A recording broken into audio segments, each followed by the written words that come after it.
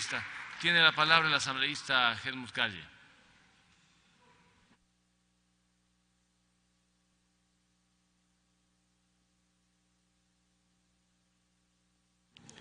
Gracias, señor presidente encargado.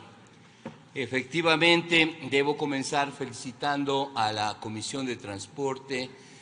ocasional que se ha formado, porque creo que ha realizado un magnífico trabajo en una situación harto compleja. Creo también que las comparecencias de hoy nos ha dado insumos de veras muy importantes, pues hemos visto las ópticas de los varios segmentos que componen esta problemática de organizar el tránsito, el transporte terrestre y la seguridad vial. Quiero solamente solicitar al señor presidente, a Fafo Gavilanes, que hay dos, al menos, cosas importantes que se han repetido aquí de una manera insistente. En primer lugar, que existen en conflicto, lógicamente, dos derechos en cuanto a la generación de este nuevo tipo.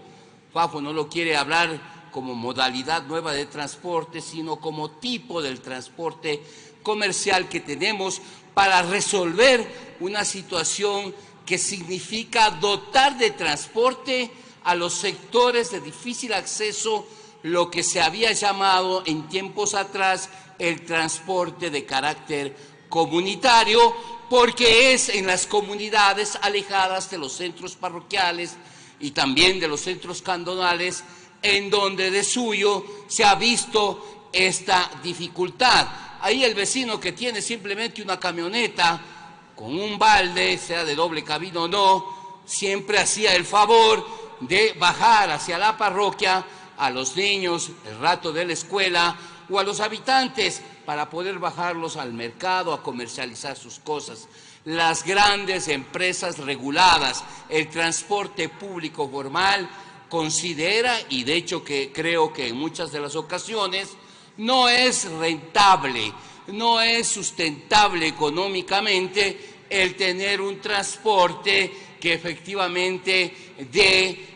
preste el servicio a estas comunidades alejadas. Por eso, lo de las camionetas doble cabina que de carácter mixto pueden y transportan ahora sin necesidad de que exista ninguna ley, carga y personas, y a veces personas en condiciones realmente de verdadero peligro. Me satisface haber encontrado aquí a transportistas que reconocen que efectivamente transportar en un balde de camioneta de 2.000 centímetros cúbicos a 20, 25 personas es, por supuesto, muy riesgoso.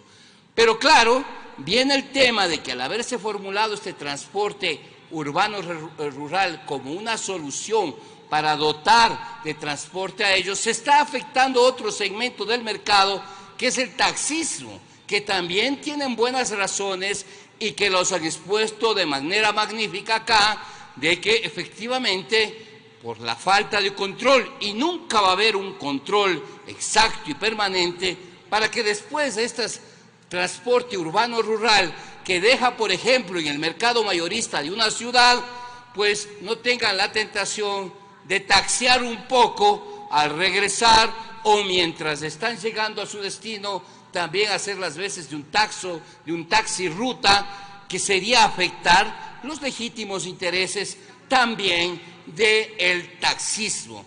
Pero le tomo la palabra a Jorge Calderón, que es de Riobamba, de Chimborazo, nos conocemos, y efectivamente en el sentido que tampoco la propuesta puede ser elimínese el artículo 57.1, que es la creación de esta nueva tipología de taxi, digamos, de transporte urbano rural, que está encaminada a resolver, pero sí puede haber una conciliación efectivamente. Y la conciliación es que hay que disuadir a quienes van a estar cobijados bajo esta modalidad de transporte urbano-rural, disuadir a que comiencen a invadir un nuevo segmento, es decir, hacer las veces de taxistas cuando ya están en los centros urbanos. Y la mejor forma de disuadir es la de elevar, lógicamente, a sanciones económicamente graves, estoy hablando de 3, 4 salarios mínimos vitales, a quienes que sean sorprendidos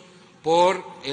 los elementos de la fuerza, sea municipal, en el caso en donde están los municipios a cargo del control, o la Agencia Nacional de Tránsito, para que efectivamente sanciones económicas altas disuadan a aquellos que van a hacer este servicio de transporte desde las comunidades a los centros urbanos, a que invadan el segmento de mercado que obviamente no les corresponde y que no es esa la intención de la ley. Ahí estuvo aquí formulada por Jorge Calderón una situación importante que yo creo que hay que gastar un poco más en la redacción y ser específica para que se prohíba en la letra y en la intención de esta nueva reforma a la ley de que está dedicada exclusivamente para el transporte en las áreas en donde no hay servicio público, desde las comunidades a las cabeceras parroquiales, cantonales, las que sean, pero exclusivamente con este tipo de servicio y no invadiendo el segmento del taxismo, que lógicamente existe una aprehensión tremenda en este sentido. Pero colateral a eso, yo solicito a los señores miembros de la comisión que se reúna con el taxismo nacional en una nueva reunión para que ellos puedan, porque al decir de ellos no han tenido esa oportunidad, con los miembros de la comisión de una manera amplia y exhaustiva como se requiere. Por ejemplo, yo sé que a ellos no les gusta desde la denominación de transporte urbano rural, porque le da como una prerrogativa al señor que va a estar a cargo de este tipo de transporte para decir que también es urbano, y esa no es la intención de la ley. Hay que delimitar, hay que circunscribir al área rural a la que está dedicada como una alternativa de transporte en donde las zonas de difícil acceso no hay transporte público regular. Es decir, ese transporte tiene que tener una denominación. La de rural estaría bien, evitando eso de rural guián urbano, porque el tema no tiene así, podría haber una malversación del nombre de urbano rural, cuando en cambio está dedicada a las personas que efectivamente carecen de ese servicio y que lo sabemos claramente están en las comunidades y en el sector rural. Tal vez así podríamos conciliar